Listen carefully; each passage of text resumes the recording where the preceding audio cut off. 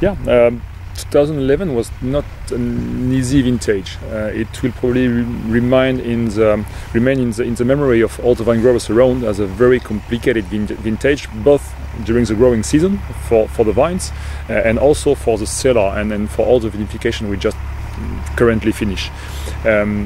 Very tough year with season which had been quite in the opposite way compared to usual. So the spring was very warm, very hot indeed, and very dry, especially this year.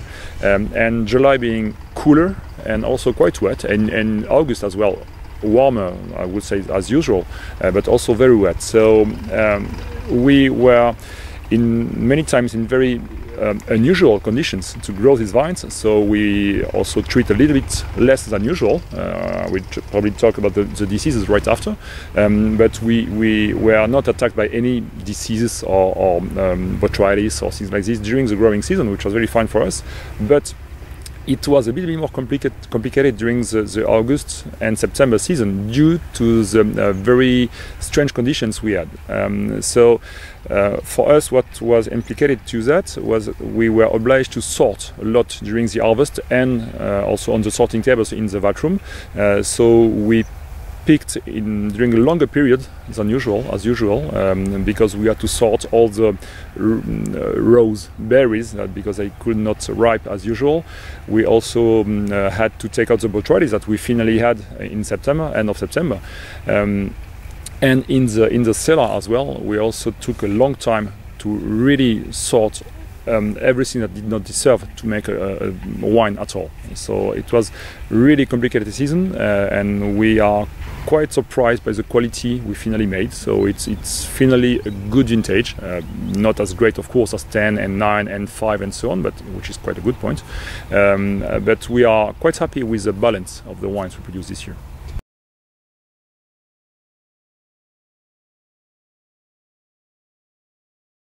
Yeah, quality is a key point, and actually we do lose grapes, berries, of course, but if you count the percentage of everything that you take away, that's very low. That's probably lower than 0.5% or 1%. So it's very low in terms of quality, in terms of volume. But if you put these bad berries, these dried rose and green berries in the vat, of course the influence will be bigger than this 1% that you could take out from the vat. In Conseillante, we seek after quality, of course, only. So for us, we don't really consider that as a waste. It's not a waste. Yes. It's because this way we produce 99% of great wine. So it's always kind of comparison between the two. So if you don't do that, you could be in trouble after that for the taste of the wine.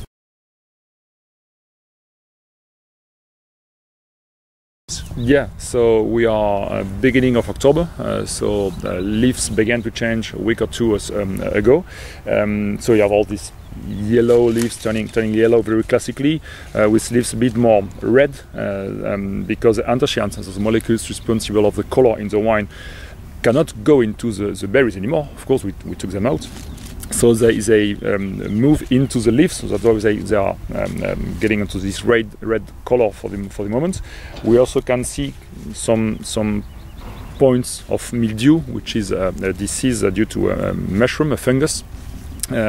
And this year, as I told just before, it was very dry, and of course fungus, they need humidity to grow, and this year they didn't have it, so we only treated 2 times against mildew. A normal year, a normal season is between 7 and 9 treatments against mildew, so it was very good for us, but the fact is that it was very good during the growing season. But no, the vines, as they were not protected during all the growing seasons, they are a bit more sensitive, so you can see a lot of these small, we call that tache, stains of mildew, which is of course not damageful for the vines because they are already in dorming, in a sleeping season for the winter.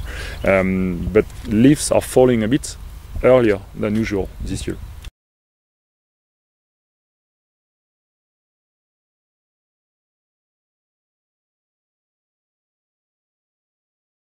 I can speak hours with that. Actually, we are quite in a nice location to show that if you just have a look to the ground in this point. That's very rich in gravels. But if you just make a U-turn,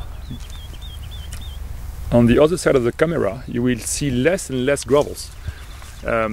We are on this point on a changement in the terroir. Conseillante is very lucky to get these two kinds of soils, as we have mainly clay soils and also about 40% of gravels. The subsoil are always constituted by iron clay, so very rich in iron due to the red. It gives a red color to these soils.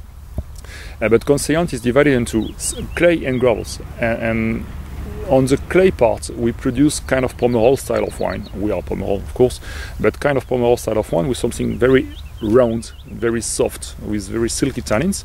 But the gravels bring something different. So Conseillante is quite unique in style and in location, as we are very lucky, once again, to get these gravels. And these gravels bring some more elegance, some more finesse, some kind of Saint-Emilion touch in the blend of Conseillante. So Cheval Blanc and Figeac are very close from us. Cheval Blanc is one of our closest neighbors. And Conseillante is the mix, the blend of these two origins, Merlot on clay and Merlot and Cabernet Franc on gravels. And that's quite different.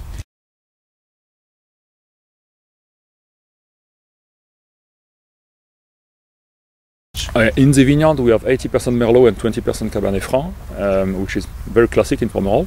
And in the blend, we usually have around 85 Merlot and 15 Cab Franc, because if you want to have a great Cabernet Franc wine, you need to reduce the yield on them a little bit more than on the Merlot. So you need to concentrate them naturally, of course, by doing a bit more green harvests than on the Merlot.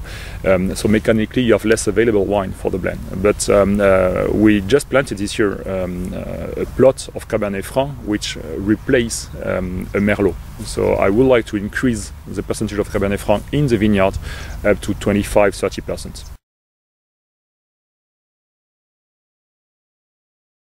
When I make the wine, I don't look at them as a specific lot.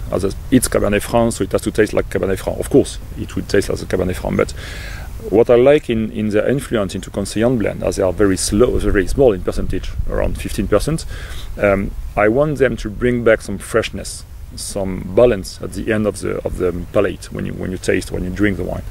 So I usually pick them at the earliest point of peak of maturity. So we usually talk about the plate of maturity. So it's ripe during 5–6 days for the Cabernet Franc, and then it's overripe. So I prefer to pick them at the beginning of these 5 or 6 days than at the end, because it preserves the freshness by the acidity in this Cabernet Franc. So the taste will be kind of minty eucalyptus, and a bit more red berries than black or blackberries. So I would say a bit fresher than on the overripe kind of grapes. And the Merlot will of course bring more black fruit, more cooked fruit sometimes influence, and the violet, very knowledgeable in Pomerol. Violet come from both the varieties, but especially from the Cabernet Franc.